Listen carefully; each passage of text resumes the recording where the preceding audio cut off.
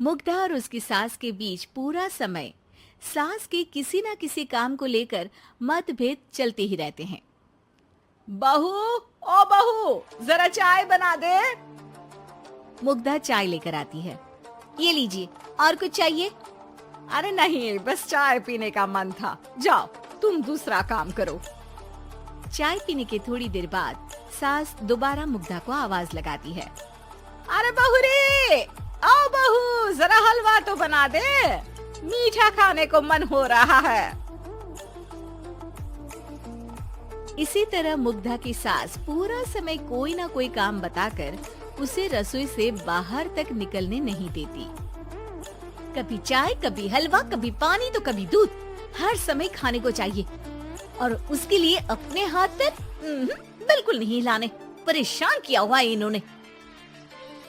सास के जबरदस्ती परेशान करने की आदतों से दुखी मुग्धा एक शाम सचिन के साथ अपने कमरे में बैठी हुई बात कर रही होती है। सुनो जी, मम्मी जी की ये जानबूझकर मुझे परेशान करने की फरमाइशों से मैं बहुत फ्रस्ट्रेट हो चुकी हूँ। पूरे दिन में एक सेकंड का आराम नहीं मिलता। रसोई से बाहर कदम रखती नहीं कि बहू ये बना दे, बहुरी वो बना दे। अरे इनकी फरमाइशें चलती ही रहती है। अरे मुग्धा, माँ खाने की शौकीन है, पर उम्र हो चली है, खुद खाना नहीं बना सकती, इसलिए तुमसे बोलती है। अरे तो शौक भी उम्र देख कर रखने चाहिए ना। समझ में नहीं आता, हर समय फेविकॉल का जोड़ लगाए सोफे से चिपके बैठी रहती है। इतना सब डाइजेस्ट कैसे हो जाता है उन्हें? अरे तुम मेरी माँ से इतनी नफरत कैसे कर सकती हो?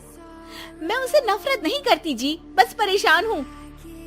जहाँ मुग्धा अपने पति से ये सब बोल रही होती है, वहीं उसकी सास भी कमरे के बाहर दरवाजे से कान लगाए सारी बातें सुन रही होती है और अगली दोपहर रसोई में मुग्धा के पास जाती है। बहू, आज ना मेरा कुछ मसालेदार खाने का मन है। तो चाय बना दूं? मुझे बहुत पसंद है। अरे ना, ऐसा कर लिट्टी चोखा बना ले।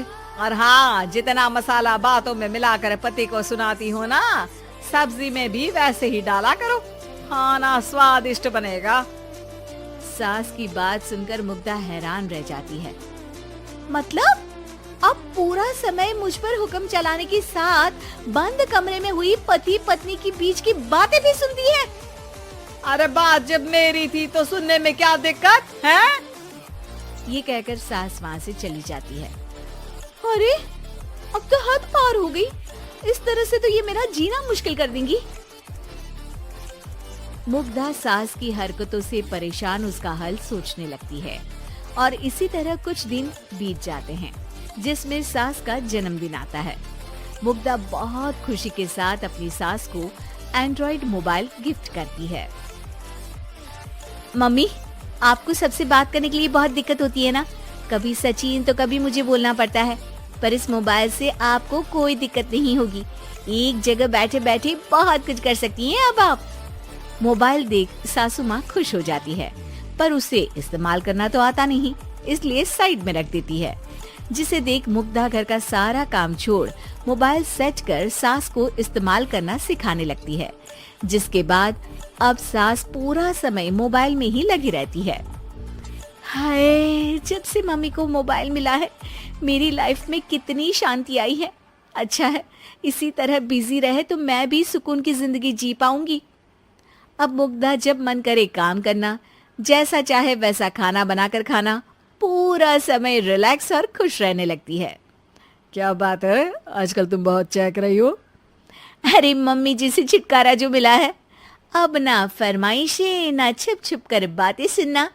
अच्छा, तो मोबाइल गिफ्ट करने की ये स्कीम थी। इसी तरह दिन बीतते हैं और अब मोबाइल पर लगी सास फरमाइशों की जगह सवालों के लिए बहू को आवाजें लगाना शुरू कर देती है। अरे बहू, सुन तो, देख जरा किसी का फोन क्यों नहीं मिल रहा? रिचार्ज खत्म हो गया है, पर अभी 4 दिन पहले ही तो मैंने किया था। इतनी जल्दी कैसे खत्म हो गया?